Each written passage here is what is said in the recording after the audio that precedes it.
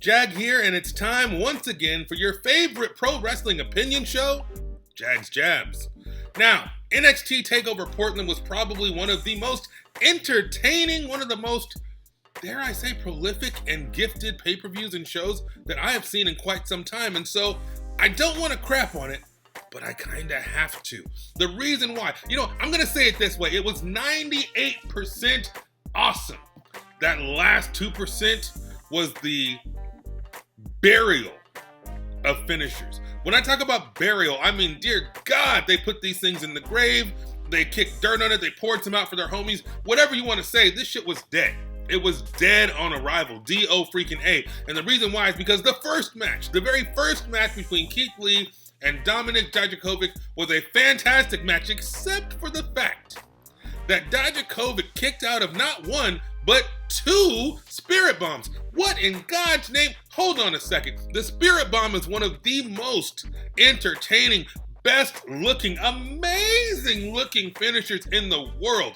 Come on, people. He almost got rid of Roman Reigns of Survivor Series with the Spirit Bomb, but he pins people week after week after week with the freaking Spirit Bomb. And Mr. Dijakovic, and yes, I know they have history. Yes, I know that Dijakovic is strong. They don't want to bury him, but come on, y'all.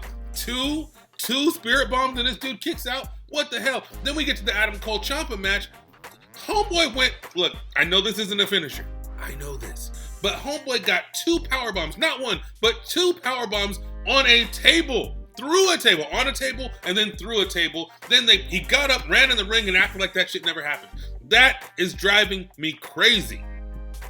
The fact that everybody's kicking out everybody's finisher is driving me nuts. I said it to the homeboys in the BWO the other day. I said, look, I would rather have an 8-minute match that finishes with the Spirit Bomb than to have a 20-minute match with them kicking out of every damn thing. I mean, homeboys doing dives and flips and this and that and the other. It was a great match. I literally freaking popped when he kicked out the second time because I couldn't freaking believe it. I'm like, yo, if you kick out once and then I hit you with it a second time, you better lay down for the 1, the 2, and the 3. But when you kick out and then you go and do something else and finally I finish you with the jackhammer, power slam, whatever, fine. Cool match, entertaining match, one of the best matches we've seen all year, but what the hell does this do to the Spirit Bomb as a finisher? When you turn on NXT tonight, when you turn on NXT and you're watching Keith Lee against somebody and he does a Spirit Bomb, are you thinking that's it? Are you thinking that's the end? Or are you thinking that he's going to kick out like Mr. freaking Dijakovic? Now, Roman Reigns, he can kick out of a Spirit Bomb. Dijakovic? I don't know. Not to mention, I mean, come on, guys. We see these people. We see them week after week, month after month, year after year, kicking out of finishers. I won't go down the list, but you know what I'm talking about. I mean, Adam Cole versus Ciampa, they kicked out of everything. Spanish Fly off the top. I mean, the last shot. Come on, dude. Everything. They kicked out of everything. Was it a good match? Yes. Was it entertaining? You damn right. But was it kind of burying the finishers? Abso-freaking-lutely, to quote the encyclopedia. So, I'm not sure how to feel about this.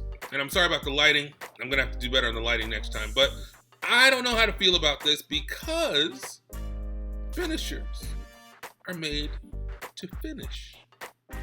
If a finisher doesn't finish, then what the hell is it? It's just another move.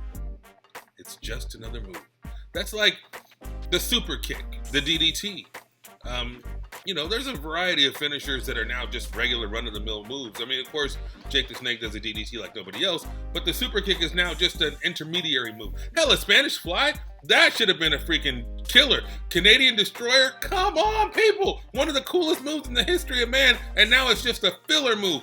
These things, look, dude, the psychology is going away. And you know what? Not to ramble on forever, but I gotta say one more thing. If you're not listening to Jim Cornette on the podcast, you are missing out. And I know I just lost half my viewers. Half of you clowns just turned me off. But for those that are still here, Jim Cornette has a wealth of knowledge and wisdom.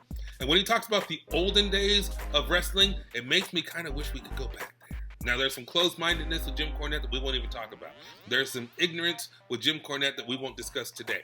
But when it talks about booking a show, when he talks about, actually go back to about 3 episodes in the Corny Drive-Thru, he talks about AEW, and how the records don't matter, how the records mean nothing. And he goes off the cuff, off the dome like a freestyle rapper, like Eminem. He books Pac as the next big challenger to Jericho's title, just off the dome, and it was freaking awesome. It was 10 million times better than any of the crap they're doing with Pac or any of the crap they're doing in AEW, because people have lost the storytelling aspect of wrestling. People have lost the psychology.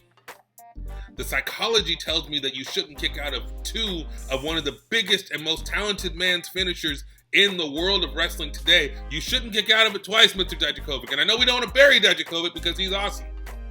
But come on, y'all. A finisher's job is to finish.